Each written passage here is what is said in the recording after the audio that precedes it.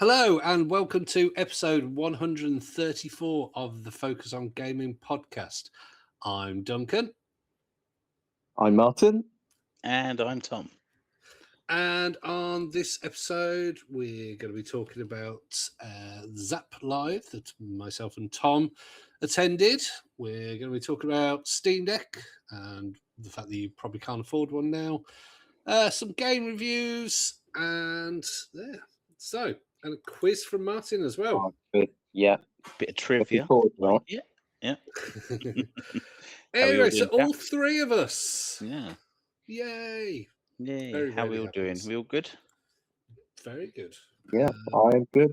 Good to be back after a few months. It's also a heat wave at the moment over in the UK. So you enjoying that? Yeah, I've got 26 gnat bites. I've been counting. So yeah, we don't do sun or gnats or mosquitoes over here, really, do we? No. Well, we do. We just Brits like to complain about them. Yeah. Anyway, we complain when it's cold, and then when we get hot, we're like, got to get a nice weather. We complain that it's too hot, but yeah, it was pretty hot. It has been really hot though. Yeah. I went to Inflatable World yesterday. It was like it's just this big field essentially with just fancy castles in there, but it was just a big open field with no area of shade. And yeah. And you could hear the children peeling off the bouncy castles. Yeah, well, they were like in the end, they were just saying it's too hot. Gross. And so there was this random bit in the middle of the park where it was like a big inflatable giant paddling pool, essentially, and they decided to start filling that up, and pretty much every child in the park was in there because no one wanted it. So they were all just there, like sliding around, just banking around, and there weren't that many, and I reckon it was because of the heat. But there was probably there was about 15, 20 children just all in this big giant being pushed out by the adults. That's awesome. Yeah, that's not really gaming related, but so me and Tom, Martin, we went to Zap Live in Coventry last week. A Commodore 64 retro event. It has people trade selling various games and hardware and modern hardware, retro sort of old parts and all sorts of things. Had a whole room. What did you say, Tom? About 70 machines set up of various kinds. Things. You had a go on the Virtual Boy, didn't you? I did have a go on the Virtual Boy. I sucked at Mario Tennis. In fact, you ran the battery out. No, that was later on. Somebody else did that. That definitely wasn't me. Well, I contributed to it. Yeah. And then they had some talks, including we had Gary Bracey there, who I did briefly say hello to, who we've interviewed before. We had an interview with him, didn't we? Yeah, they had a load of the Ocean Software team there, from Simon Butler, Paul Hughes, Colin Porch, and so on. Who was the developer, the Lamatron? Oh, Jeff Minter, isn't it? Yes, Jeff Minter. Jeff Minter. Yeah. Likes his Guinness, but he was a very funny guy. Yeah. And they had some great developers, some really good talks. And it was at a hotel, so if you wanted to stay over the night before or later in the evening, it was not a bad event. It was really good. I thought there could be more traders there, and I appreciate it was an 8-bit event, but it was still really good, and we were there all day, weren't we?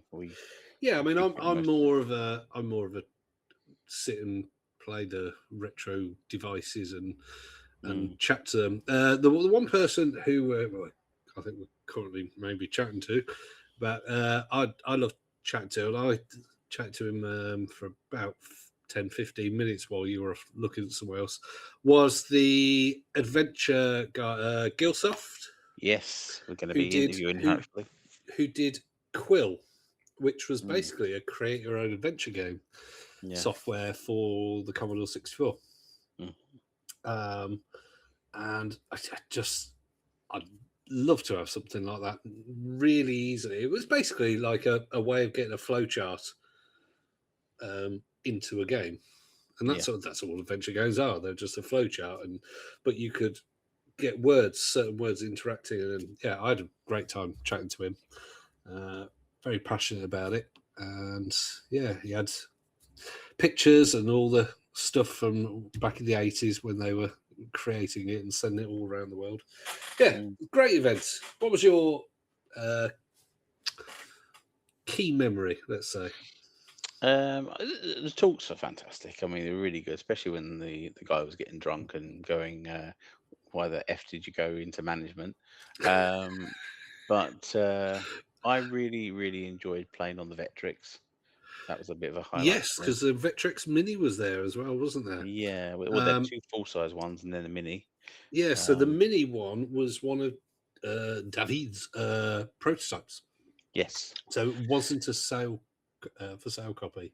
And I'd never played on Vectrix, and when we did the interview with David, I said I wanted to play on one. No, I have.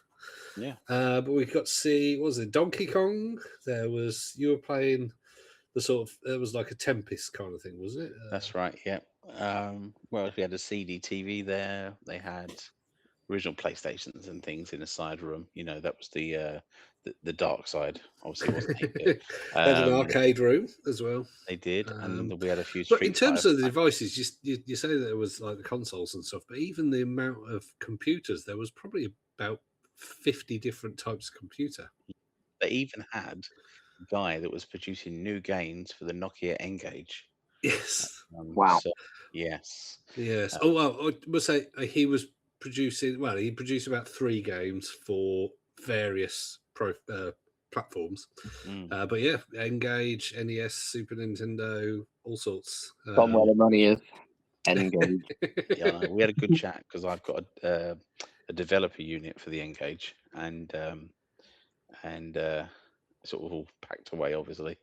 And he was quite keen for us to review his game, so he's going to be sending a copy of the game.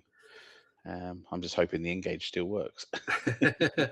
So you're one of the few people of an N-Gage. Well, yeah, and the prototype for it, the one we had, when the release version, you had to remove the battery to put the games in and remove the games. But on the prototype, you didn't have to do that. Okay. So because that was one of the things that killed it off, really, wasn't it? It was massively. The fact that you had to dismantle it to play a game. Yeah, and I think if I remember rightly, you had to take the casing off, the battery out, lift the SIM tray, and the game went underneath. From top of my memory, I mean, I'm not sure if that's fully correct, but it's more or less. It was a pain in the backside.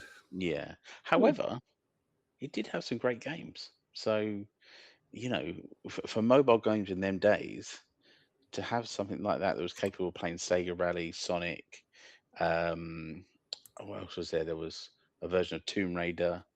I mean, it was very good for what it was. So, yeah. It could have been very good for what it was. Could have been better.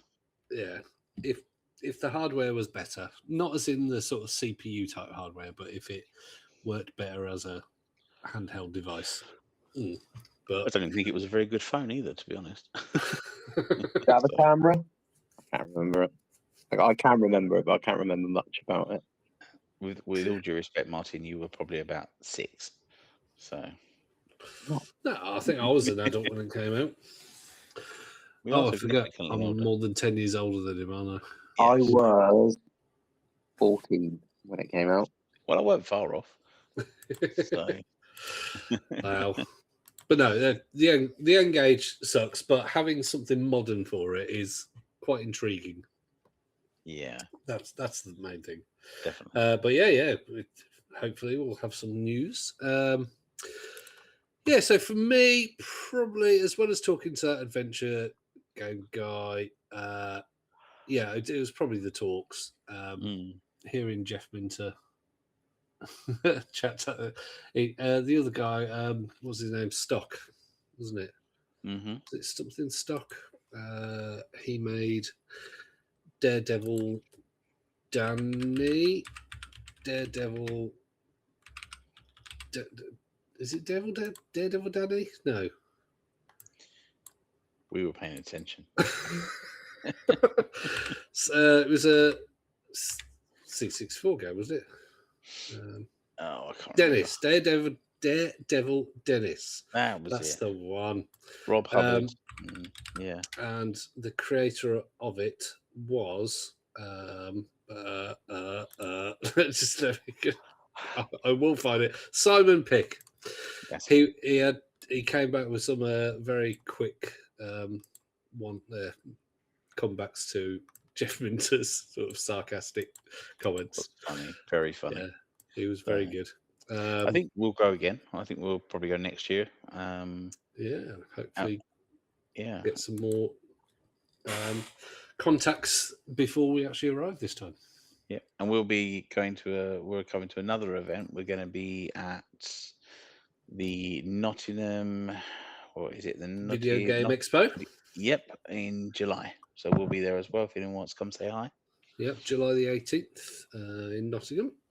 So come and say hello to us. We're going to get a little discount code up for you for tickets, probably fine next week. So if you want to get some money off the tickets, you can. Keep an eye on our socials. That's the one. Excellent. Right. So, excellent. So, Destiny 2. Either of you ever played it? No. Well, yes, but not lately. Not lately, but yeah, I used to play it a lot. Yeah, you're not alone in that you haven't been playing it lately, because not many people have. And Destiny 2 support has officially ended. No. So it's still online. You can still play it, but there will be no more updates, no more DLC, nothing right now. So it is essentially dead in the water. And for me, even though I've never particularly played it a lot, it's quite big. Quite a big thing, I think, because it was the first massive game as a service kind of thing. Like an online, play it over and over again, that kind of thing. And yeah, so the fact that that's dying, is it a sign of things to come? Probably. Is that your official stance? That's my stance. Yeah, I mean, it's quite an old game, isn't it? I think I know like things like World of Warcraft. It's older, and that's been going on for years and years. It's still popular, but like things usually, most of the time, they have to. I don't know. Now I'm saying it because then they add DLCs and stuff, don't they, to keep games going? But yeah, because I was never quite sure how it worked with their DLC, because it was almost like they killed off DLC that had come before, or something like that. And I was never quite sure. Was it like you just pay for this DLC and then a year later it stopped working, or what happened? I don't know. But yeah. So Bungie obviously have Marathon out at the moment. So if Marathon ends up dying a death, what have Bungie got really anymore? They were the creators of Halo. Yeah, and they've been cutting their staff, haven't they? Yeah, unfortunate. They are owned by PlayStation now, I believe. I thought a new Halo game was due out. So not Bungie though, is it? Yeah, but it hasn't been Bungie since Halo 3, I want to say, was the last Bungie one. I'm just going to quick look, but yeah. Halo Waypoint, yeah. So Halo 3 was Bungie, but then Halo 4, I believe, was the first 343. Yeah, 343 Industries did Halo 4. Yeah, so ever since Halo 4, it hasn't been Bungie, and Bungie were then bought, I believe, by PlayStation, a subsidiary of, from 2022. because they separated from Microsoft Game Studios in 2007, and they were bought by Sony Interactive in 2022. So I think we could probably say, unless Marathon suddenly explodes and becomes really popular, R.I.P. Bungie. Well, yeah, but I think they'll be gone in a year. It depends how many people attend Halo Fest in Seattle in December. Who knows? Well, yeah, that would be nice if. Problem with Destiny 2 is that people haven't been playing it. Like you said, you haven't been playing it, and not many people have been playing it. So I've forgotten about it, to be honest. Yeah, I hadn't heard about any particular DLC that was that had been coming out anywhere. But they were only bought 4 years ago for $3.5 billion. Oof. Well, they've got plenty of jobs. They've had lots of jobs on their website going, so can't be going that bad. Yeah, I'm sure I'm being very negative here, but they've had Destiny 2 come out in 2017, nothing since then, and now they've had Marathon, which hasn't been poorly. It's been accepted quite well. It's been reviewed well.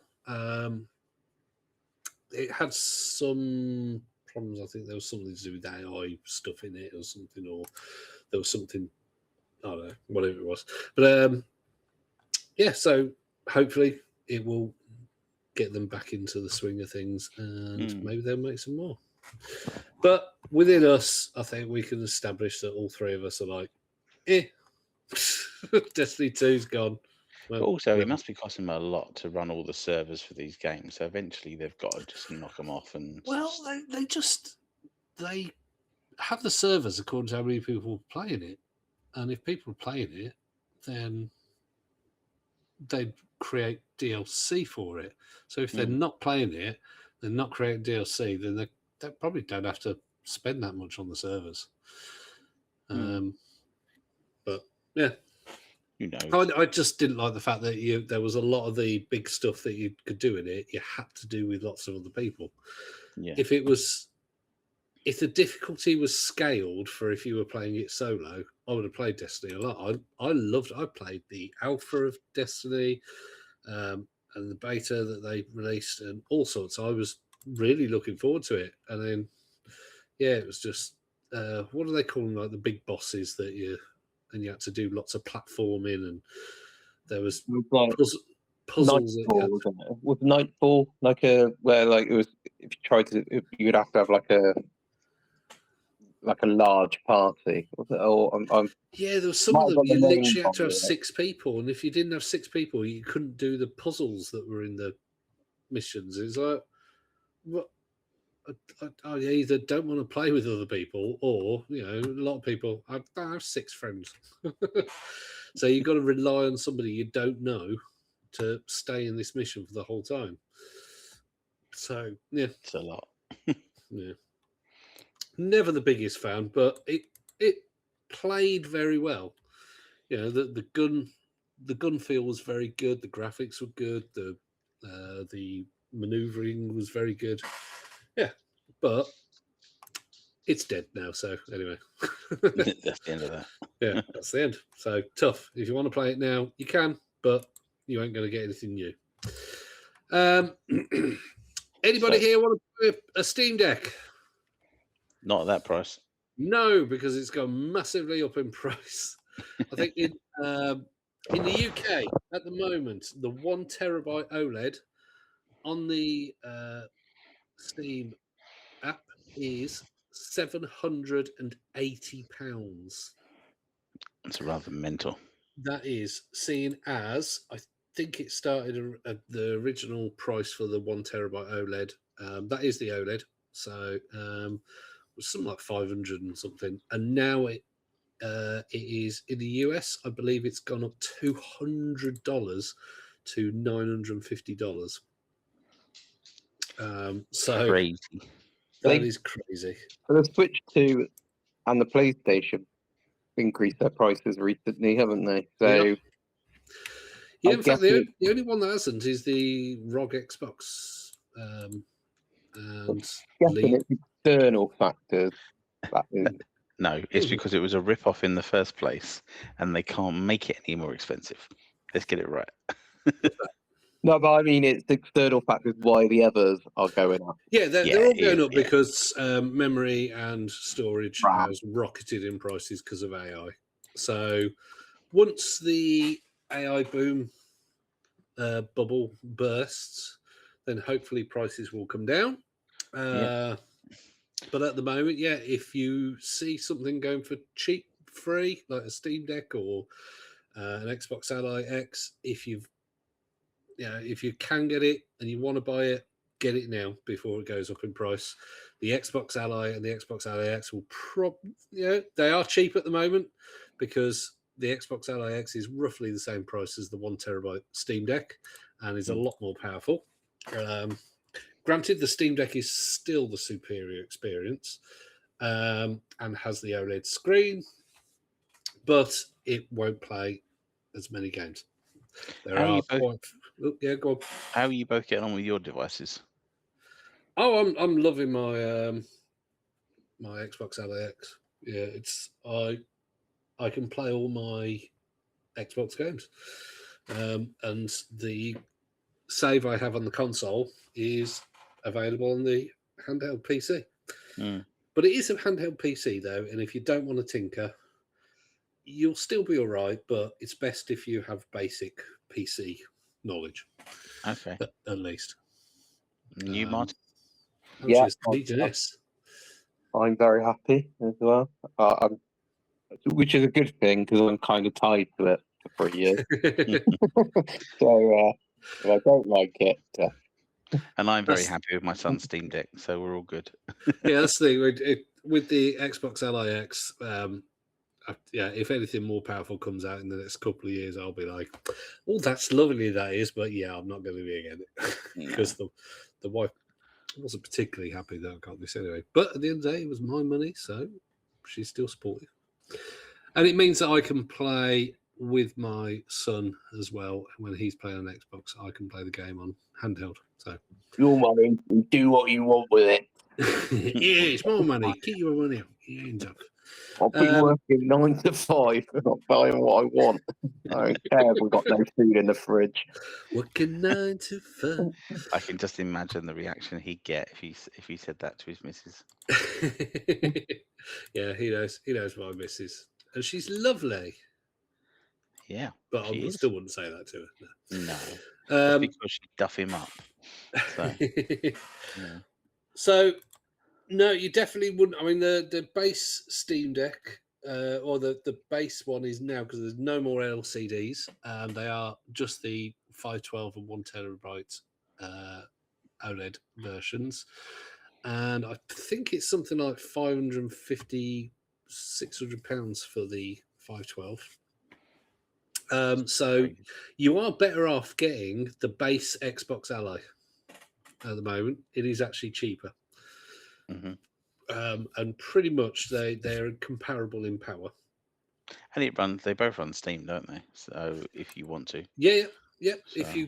But obviously the one has Windows, the one you have to play, you have to tinker to get the other launchers, and you can't play natively. You can't play Xbox Store, like Windows Store games on Steam Deck. So the experience is definitely superior on the Steam Deck, but it is lower powered, and you can't play. If you want to play your Xbox games, you can only do it via cloud. But and you can play your Windows games you bought on the Windows Store as well. On Windows Store. So those are the games that are Play Anywhere with Xbox. No, the UWP games you cannot play on Steam Deck. No, but on your one you can. On my one I can, yeah, because it's Windows. The Xbox Ally X and the original Ally and Ally X, the Legion Go and Legion Go 2, both all Windows. You can put Steam OS on them and get that superior experience, but you then lose the ability to play the Windows store games, which means that you can't play games natively that you or have the save from the Xbox. Why can't You both? can dual boot as well Mhm. if you want, but that's a pain in the backside. So could you not do them on dual boot so you can have Steam and Windows games? Mm-hmm. Yes, you can. To be honest, if you mainly have Steam Big Picture mode is now basically Steam OS. Right. So all you have to do is start up Steam or pick Steam to boot into Big Picture as soon as you start the hardware, and you get Steam OS. But then you also have the ability of just having Windows on there as well. So yeah, Okay. as you can tell, I'm coming around. I still love the Steam Deck. Steam Deck was a fantastic piece of kit, but I am starting to love the ROG Xbox LIX more. It's definitely got better in the last, what is it now, 5 months, 6 months? It was November, wasn't it? Yeah.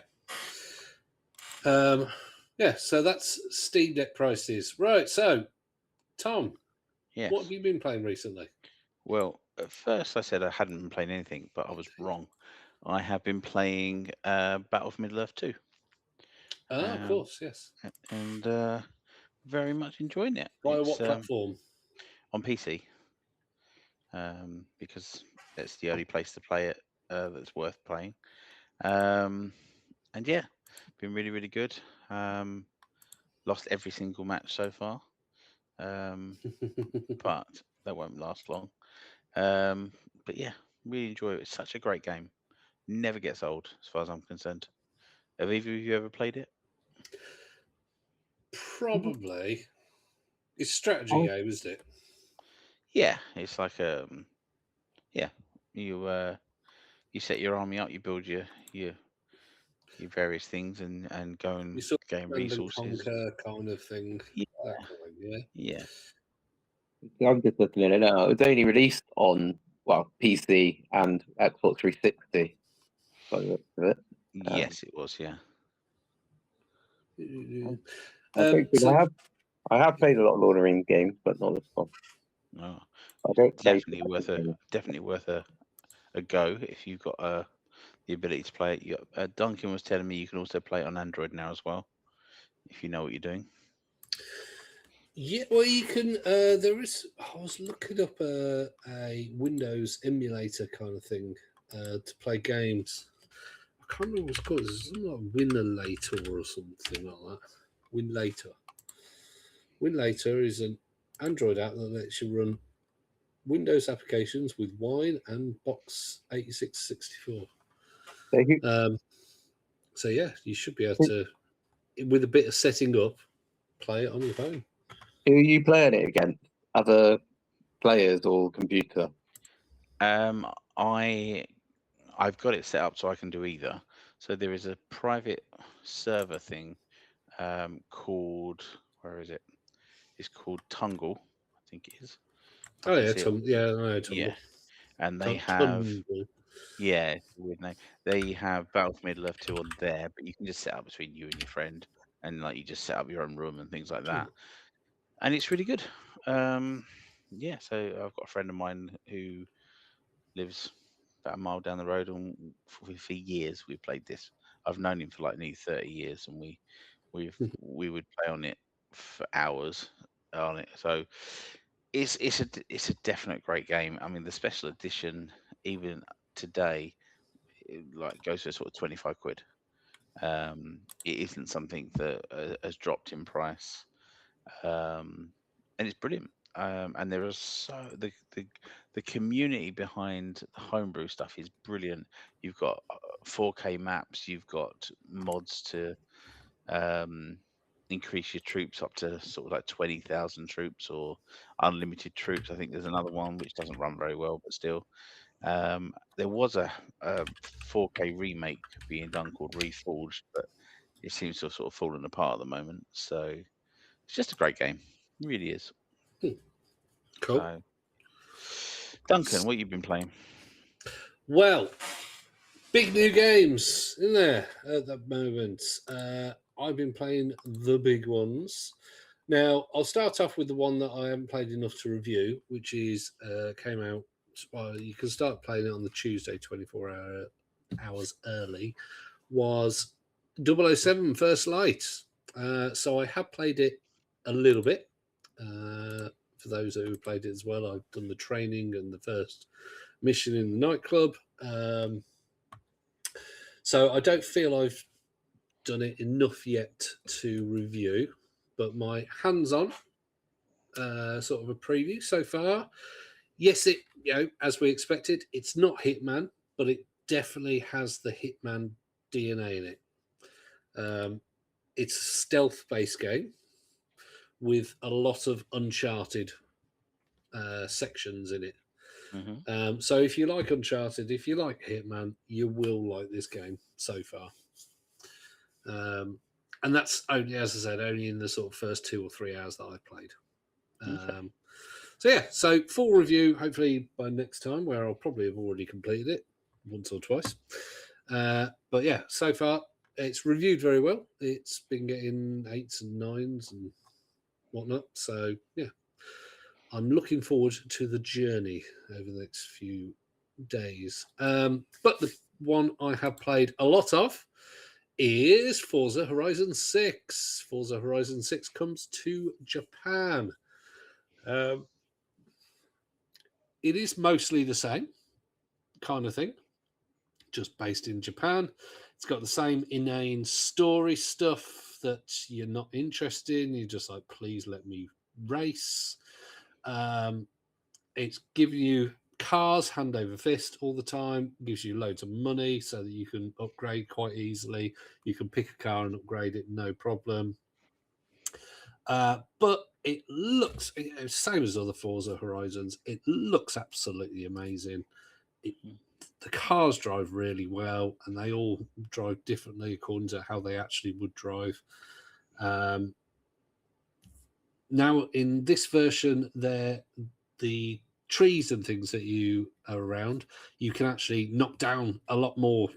In previous versions, there's been sort of big trees you haven't been able to drive through, and they just stop you, or you crash or flip over or whatever. Now you can barrel through forests and not care. Okay. So there's a lot more of that. It's still buildings and things like that you can't go through, although there's various greenhouses you can. And it's got all the same things for rallies, dirt races, street races, speed traps, speed zones, drift races, drift zones, boards that you can pick.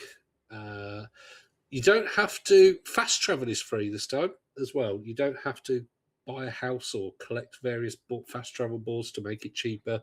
It is from the moment you start playing the game, fast travel is free, but you can only fast travel to roads that you've visited. So yeah, it's a fantastic racing game, and if you love your cars, if you love your racing games, you're gonna absolutely love this. Highly recommended. 9 out of 10 all day long. Cool. There you go. Looking forward to playing it, actually. So yeah. You penciled it in for this weekend? Yes, I'm getting Game Pass on Saturday, so Excellent. I will be playing, which would be good. So, and you are also, as we talked about last time, looking forward to Mixtape. Mixtape, Indiana Jones, a few of them, yeah. You've started that, haven't you, Martin? Yeah, I played it for about an hour and a half, so I haven't done much on it. I've enjoyed it. What do you think of the main character? She's like her music. I heard she's quite unlikable. Yeah. I don't know. She's just not like, I think she's just your stereotypical jittery teen who, I don't know. Yeah, so she's it's not that she's a evil sort of horrible person. She's just a bit she's a bit selfish. She's a bit sort of like, what I like is what is correct, and what other people don't like is not correct, kind of thing. They did their research then. So, but she is. You want her to have a positive outcome still. Okay. In the story, so it's not like you don't hate her, but she isn't very nice sometimes. Right. There's not much action in it at the moment. I don't know about like. No, it is just a series of little mini games. Some walking around somebody's room with some hearing memories. I think if you rush, you could probably finish it in 2 or 3 hours. No action I've had so far is when I was in a trolley.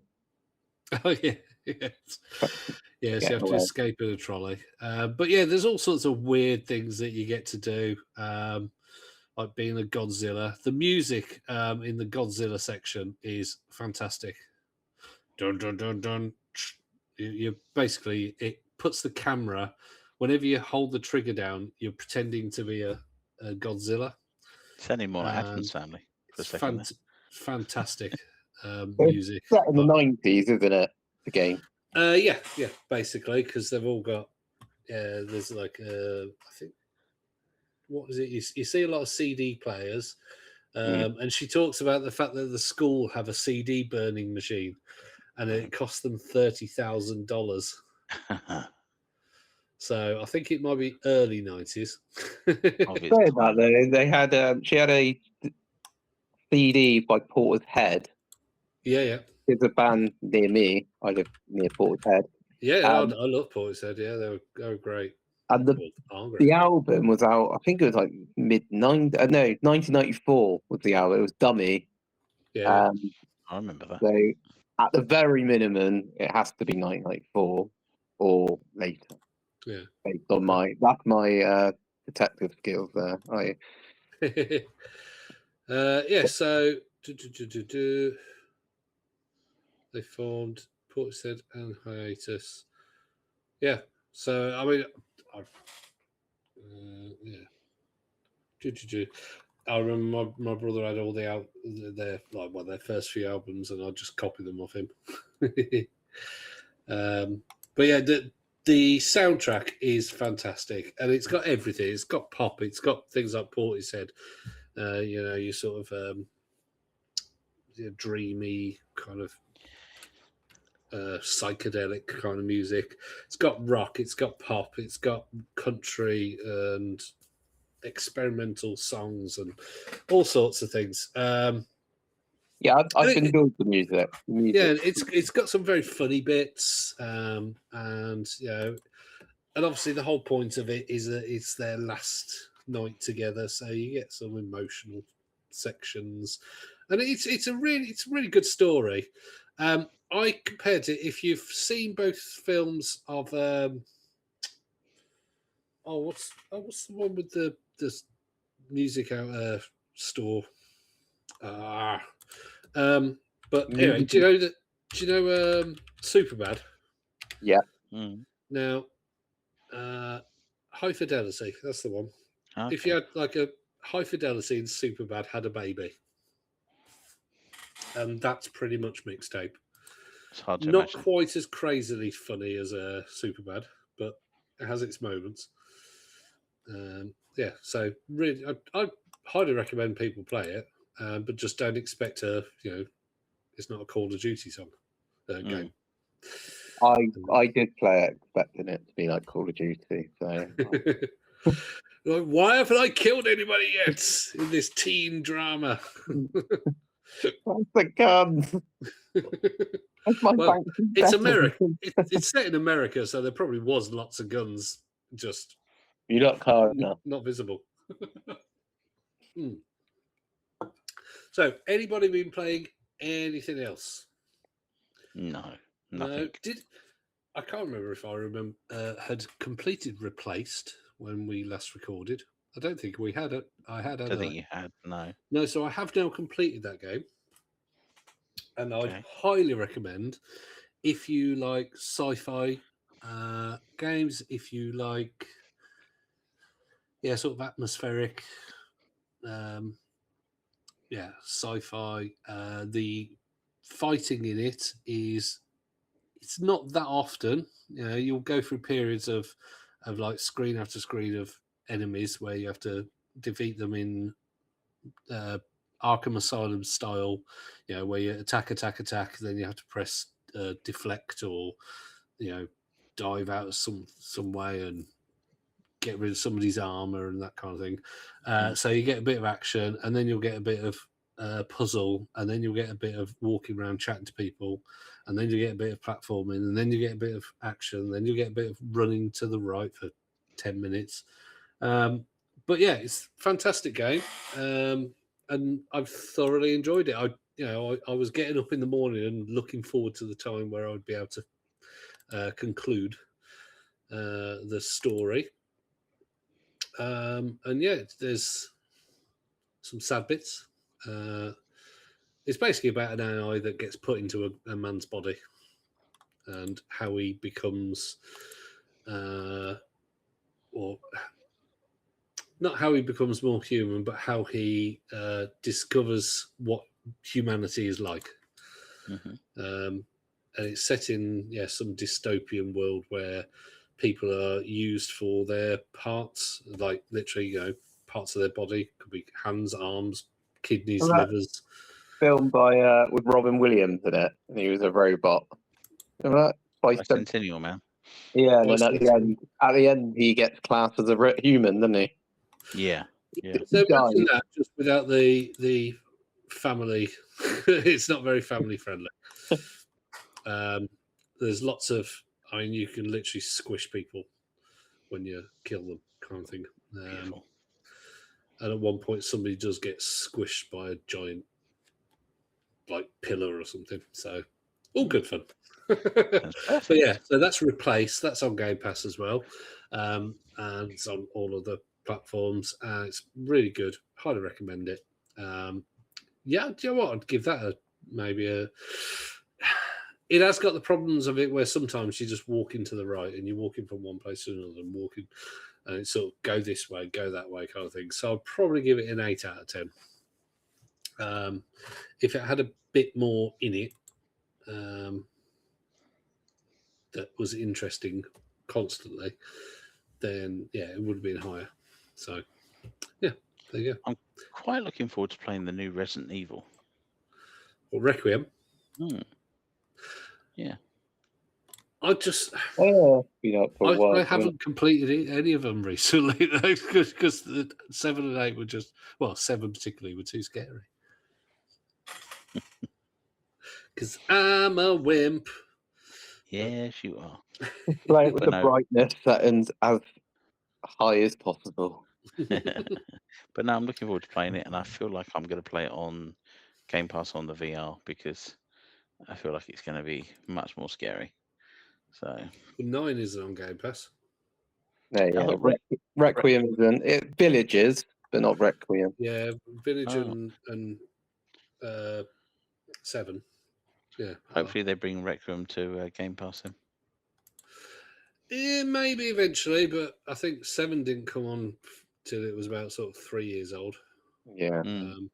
So don't hold your breath, because also it's been really successful with a company like Capcom. Is going to be like, yeah, we're not giving you this. We're making enough money, thanks. They'll probably release it just before they release the new Resident Evil. Yeah, which is why you can play Final Fantasy 1, 2, 3, 4, 5, 6 at the moment on Game Pass, because 7 is coming to Xbox. I think the first 2. So what is it? Intergrade and Rebirth. Although Requiem is only £45 on PlayStation, so down from 64. So yeah, there's also a free trial as well. So be checking that out. Excellent. Well, I don't know about you guys, but although we've only been talking for 45 minutes, I think we're fitting in quite a lot today. We didn't. So now, Martin, what he's been playing. Well, he said he hadn't been. Oh yeah, Mixtape. Other than that, he said, "Have you been playing anything else, Martin?" Crash Bandicoot. About time. Oh yeah, and you did say that. Sorry. Yes. Rocket League. I'm back playing Rocket League, which isn't a good thing. That's why I was late. Oh dear. How's your controller doing? I'm playing it on my Leave and Go, so I have to not smash it up. It's like, I'm gonna throw this. Oh no, I'm not. Did you see the reveal for the new? Yeah, it's going to be on Unreal 6, Engine 6. I watched it when they revealed it at the. I watched all the esports with Rocket League. So they revealed it. Updating it to the new engine, are they? Yeah, they're skipping 5, just goes straight to 6. So yeah, it's quite a big That's thing. not going to be for a couple of years, though, is it?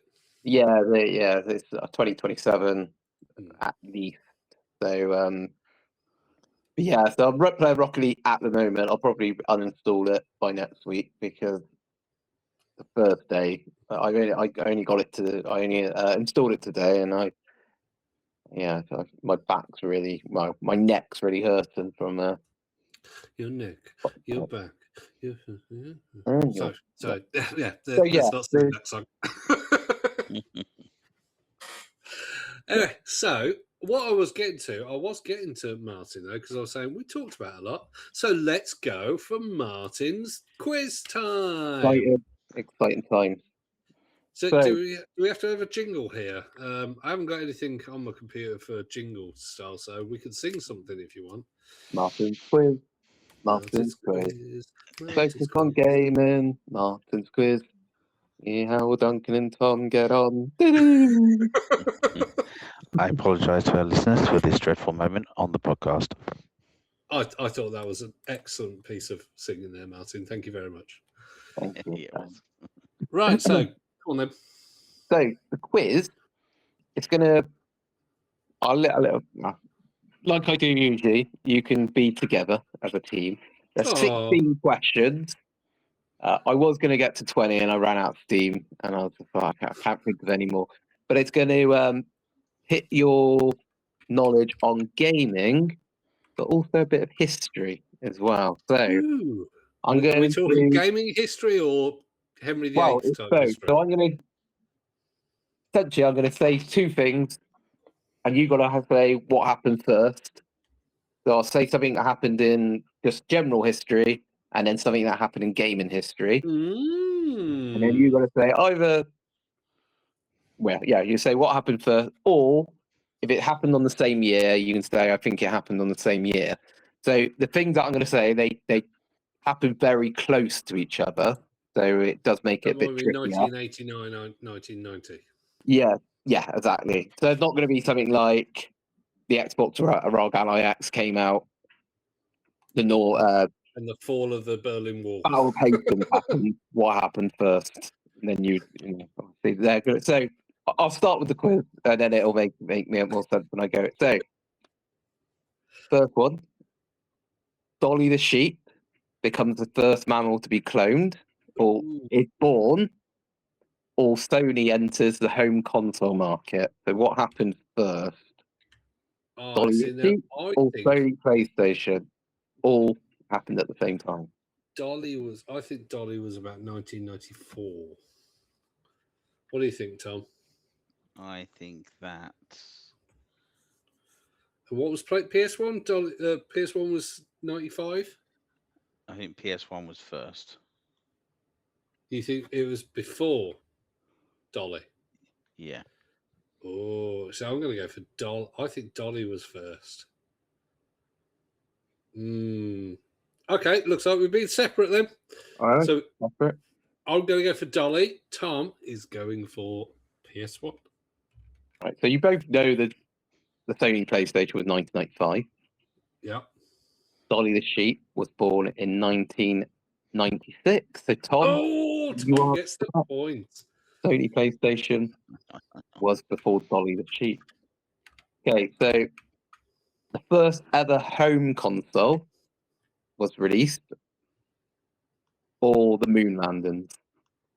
The when I say moon landings, I mean Moon landings was 69. I would say false. What? I would say that the moon landings were before the first home console. Yeah, I was going to say the first home console. It's what are you classing as the first home console? Well, first home console to buy. It was released in the retail. Oh yeah, I'm going to say moon landings because the moon landings were 69, and I think the first home consoles were in like 71, 72. Yeah, and it would either be something like the Beanatone or the Magnavox or something like that. So I think Duncan's bang on with that, definitely. Your knowledge is impressive because it is the Magnavox Odyssey. Was the first console, and that was released in 1972. So you're both correct because the moon landing 1969. So I should be keeping a tab on this, aren't I? Tom, I'm keeping score. Don't worry. Okay. Tom is one up on 2, and I am on 1. Okay. Next up, SNES was released in Japan. Or the Berlin Wall fell. Oh, that's what I just said a minute ago. What year that was? Do you want me to tell you what year that was, Tom? I think the SNES was released in Japan in 91. Berlin Wall came down in 92. I think. Berlin Wall, I think. What you're saying? So you're saying Berlin Wall first, but Duncan, and Tom's saying Berlin Wall. I'm going SNES first, Berlin Wall second. I'm saying Berlin Wall first. Okay, so the SNES came out in 1990 in Japan. Berlin Wall came down in 1989. Oh, crikey. Hey! Very close to when I was born. Yes, I remember being on all over the news, and I remember David Hasselhoff standing singing. Yeah. Dear God, those were the days. You're 2-2 now. Yeah. All right. Space Invaders was released in the arcades. Ooh. First Rocky film was released. Oh, now the first Rocky film was first. Space Invaders. Space Invaders was like 1977, was it, or something like that? 1977. First Rocky film was about 1979. I'm going for the first Rocky movie. I'm going to go for Space Invaders. Oh, we go for opposite again. Space Invaders was 1978. Rocky was 1976. Oh! But I would say yay because that's the year I was born. I should have known that one. So Tom gets that point. So first ever commercial camera phone was released in Japan. So I say Japan because that's where the first camera phone was released. So to buy, or the Dreamcast was released in Japan. What happened first? Obviously, you got the option of the same year, I should say, even though that hasn't happened yet. But I would say it was the camera phone came first. Yeah, what was the Dreamcast? 99? Mm-hmm. This is Japan, though. So I'm going to go for camera phone, yeah. You're both wrong. Dreamcast in Japan came out in 1998. Oh, okay, 98. Camera phone came out in 1999. 0 points for both of us. Terrible.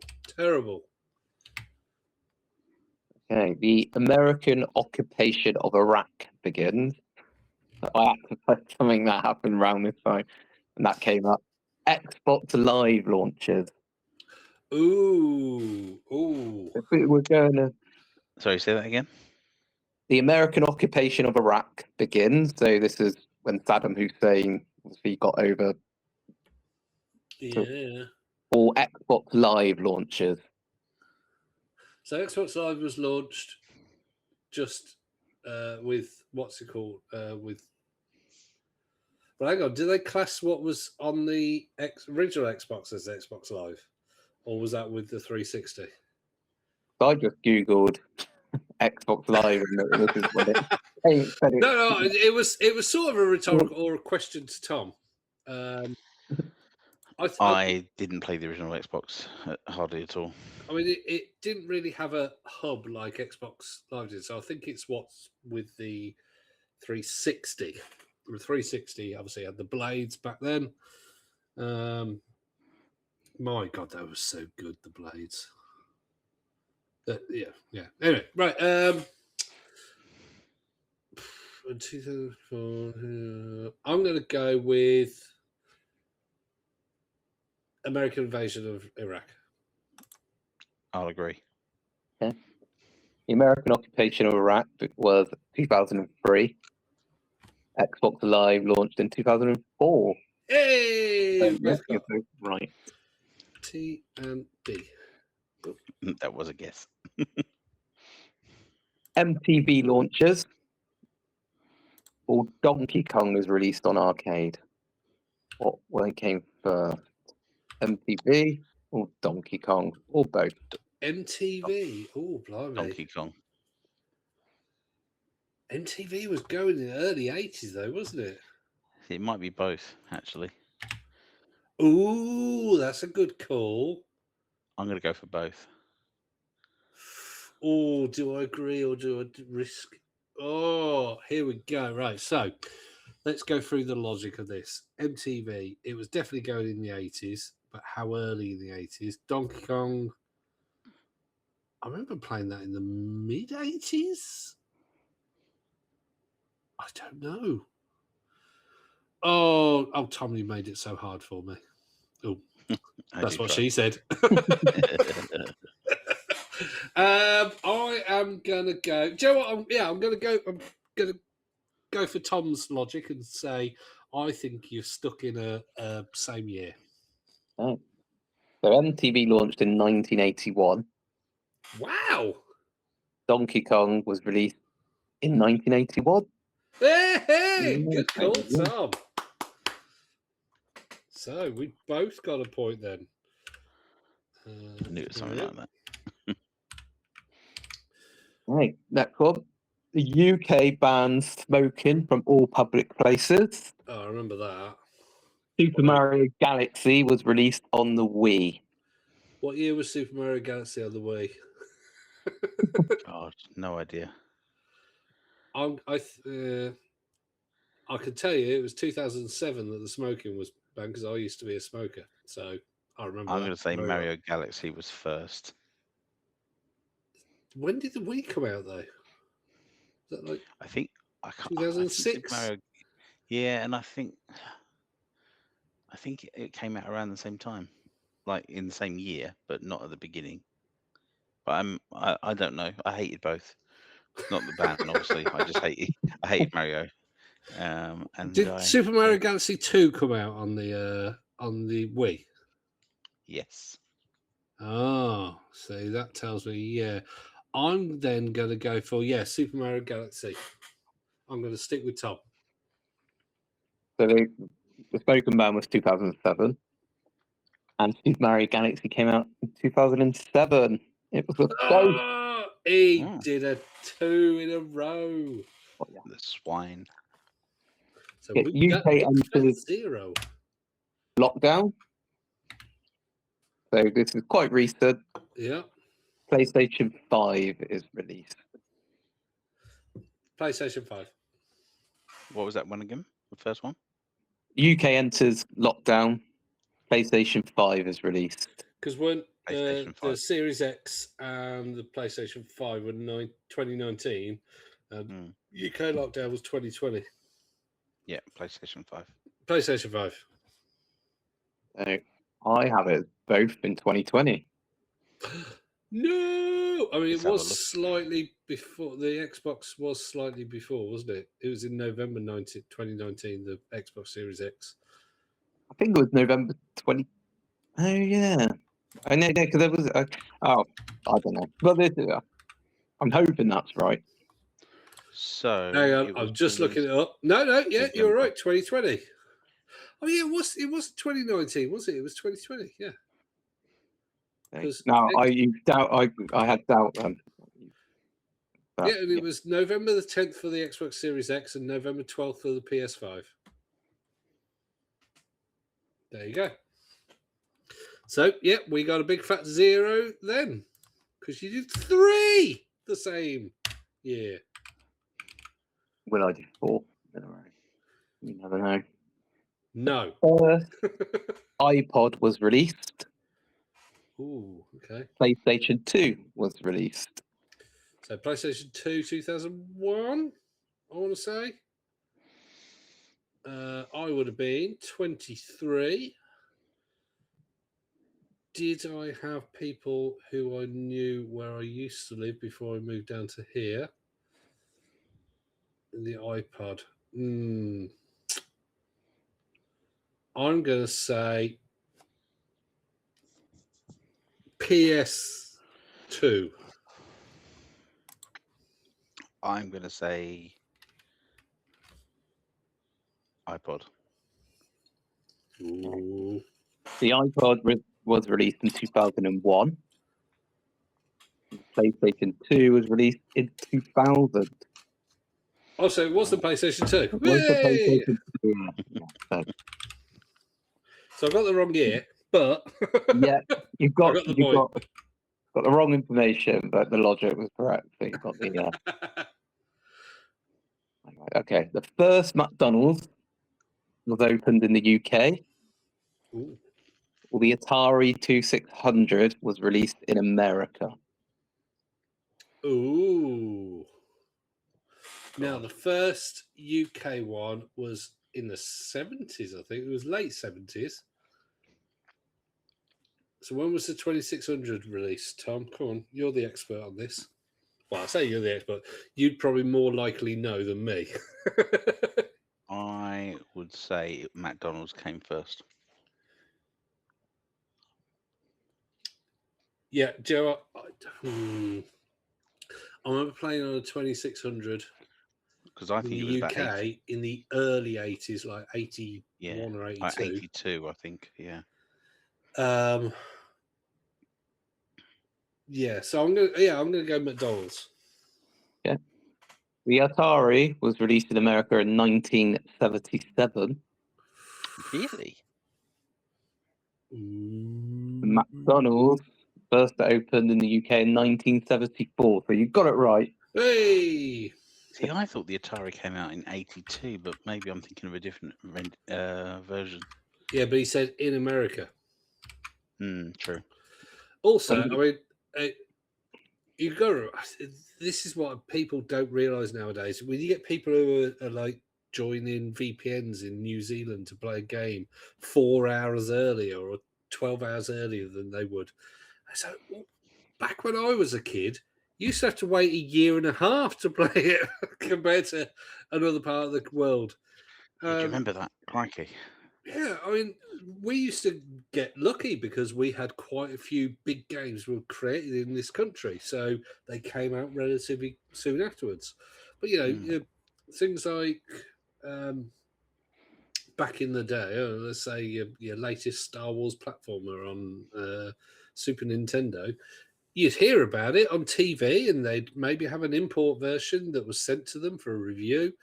And they'd be like, yeah, look, here's the game, and people would be able to play it and all this kind of thing. And in the US, people would be playing it, or in Japan, they'd be playing it. And we literally would not get it for about another year. And that was the norm. Yeah. So, anyway. Got four questions left. First ever Windows operating system. Or Super Mario Brothers was released on the NES.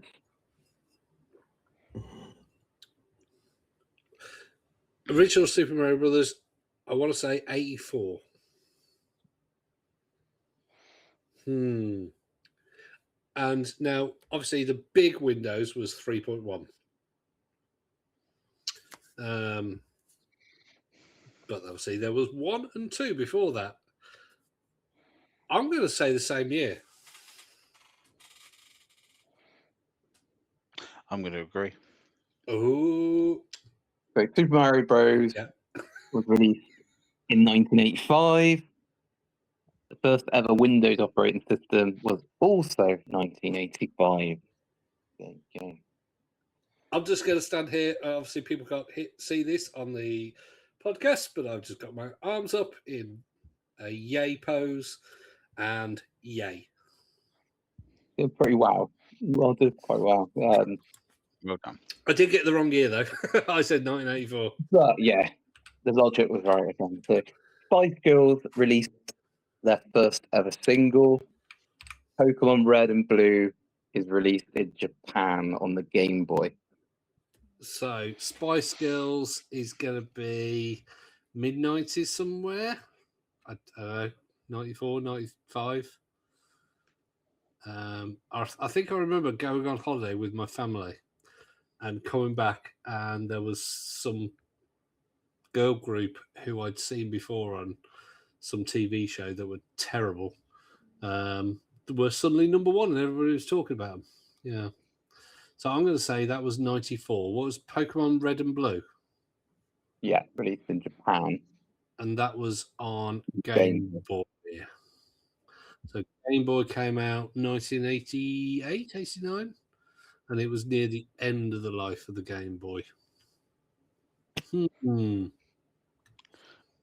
Oh, this is a hard one. Sure.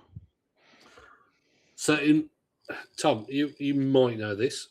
Pokemon, you had like obviously the original Pokemon, and then you had Black and White, you had Emerald and Sapphire, and Red and Blue, and all this kind of thing. Where was Red and Blue in that? Was it late on? No, I've never been a Pokemon fan. I've never been an expert on Pokemon, so I couldn't help you. I'm gonna say Spice Girls first. And I'll just agree. Ooh, so he's saying Pokemon first. Spice Girls released their first single in 1996. Pokemon Red and Blue released in Japan in 1996. Oh, it's the same. So what you were saying earlier, in the UK, it came out in 1999. It was like a whole 3 years between Japan and hence why I went with the Japan date, because it's closer to Spice Girls.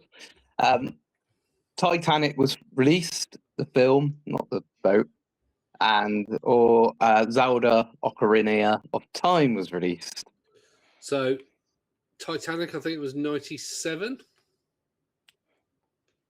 When was Ocarina of Time released? I'll tell you that Ocarina of Time was that N64. Yeah, I'd need a system as well, I think. He's got a clue. Hang on. Can we ask our Zelda expert, please? Oh, hang on. That's Martin. It's the highest rated game of all time. That's why I thought I'd add it. Neither of us two like it. But should get to know. So it's Nintendo 64. N64, which came out, I want to say 96, and it wasn't a launch title, was it? No, so I'm going to say, maybe it was a launch title. I don't know. So I'm going to say Zelda. And I'll just agree with him because I don't know. Nor do I. Titanic was 1997. Zelda was 1998. Oh, so Tom gets that one. How? I agreed with you. Was there a Zelda that was a launch title with? No. Okay. There was two on the N64, but Ocarina of Time was first, and it was Majora's Mask. Tom agreed with you though, Duncan. So you both got that wrong. I mean, I'll take it, but I thought you said I disagreed. Okay, cool. We've both gotten a 0 then. Right. Two more questions. Oh, is this the last question? This is the last one, yeah. Coca-Cola Company was founded. Nintendo was founded. Nintendo, yeah, it was like 1876 or something, wasn't it? Making playing cards. Knowing how like Coca-Cola was like 1630. Coca-Cola obviously were making cocaine-infused drinks. Slightly different to what they do nowadays, just addictive sugar this time. Ooh. In fact, were they the 18th century, maybe? Oh no! You've picked very good comparisons here. Thank you. Something in the back of my mind is telling me Coca-Cola was first.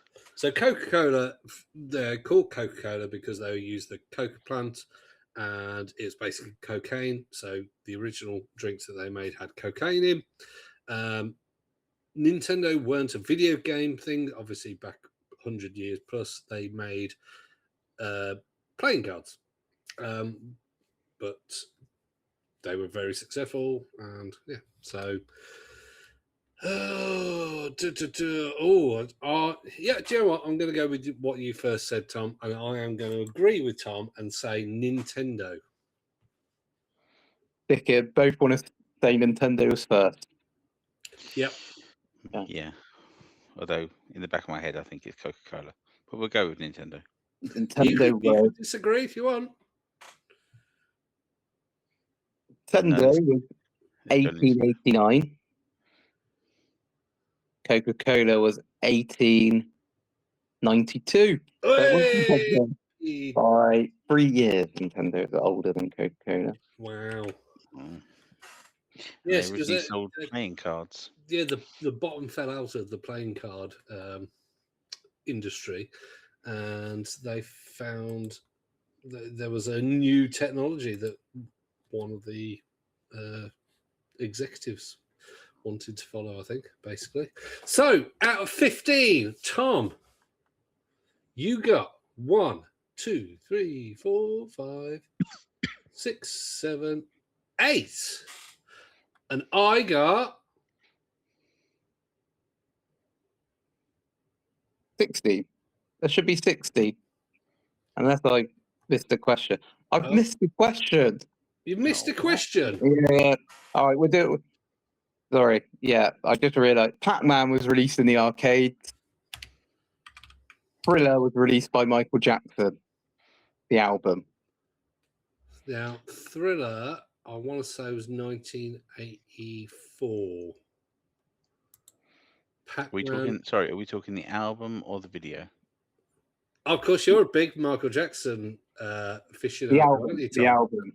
The album Thriller was released. Yeah, it was 1984, was it? I'm not telling you. I am going to go. Guess first, then. I'm going to go with Pac-Man was first. Yeah, I was going to go with Pac-Man as well. So and I think Pac-Man was 1983. No, I'm going to say Pac-Man was 80, and I'm going to say Thriller was 82. Thriller was 82. Ooh. Tom got both dates exactly right. Both years exactly right. Pac-Man was 1980, and was 1982. Maybe Tom should get a bonus point. I don't know. I'm not the boss. Hang on. I got loads of them. Like, the Fall of the Berlin Wall, and I got Titanic coming out, and all sorts. So I get 100 bonus points. Excellent. Right. And then we take them off and give them to me. 1, 2, 3, 4, 5, 6, 7, 8, 9 you got, Tom, because you got that last one right. 1, 2. No, do. Now, the 17th question. Did I get fewer points than you, more points than you, or the same points as you? I don't know. I got the same points. Unfortunately, we drew, Tom. Oh, that means we needed a deciding question. We do need a deciding question. Tell you what, I'll find the question. Yeah, which came first? PlayStation 3 or Henry VIII? And only Duncan's allowed to answer. And only I'm allowed to answer. There you go. Yeah. And by Henry VIII, I meant Henry VIII video game that came out this week. So, you lose. But no, we drew. After all that, anybody who listened through that We're sorry. No, it was fantastic quiz. Thank you. Thank you, Martin. It was good. And let us know your scores. Yeah, that was really good. I enjoyed that. I did as well. Let's do it again. Yeah, we'll have to do it again another time. So, again, 18th of July, if you're going to be at Nottingham Video Game Expo, come say hello. Let us know you're coming. Yep, check out their link on Eventbrite. They're on there. And also, we will be posting a discount code. We will. So keep an eye on our socials. And on that note, it will be Facebook, Focus on Gaming, and focusongaming.co.uk for all our episodes. Like and subscribe, leave a review, ask us a question, tell us to shut up, but we won't. So, or just Duncan. Yeah, just me, really. Yeah. Please, Duncan, will you please let them talk? They do have something to say. Yeah. You know, you two could actually say, shut up, Duncan, I'm trying to talk. We would never say that to you because we care too much. And you want to fill an hour. Yeah. And on that note, it's bye from him. Bye from me. And goodbye from me. Martin. Yeah. There you go. Right. Bye. Bye. Bye.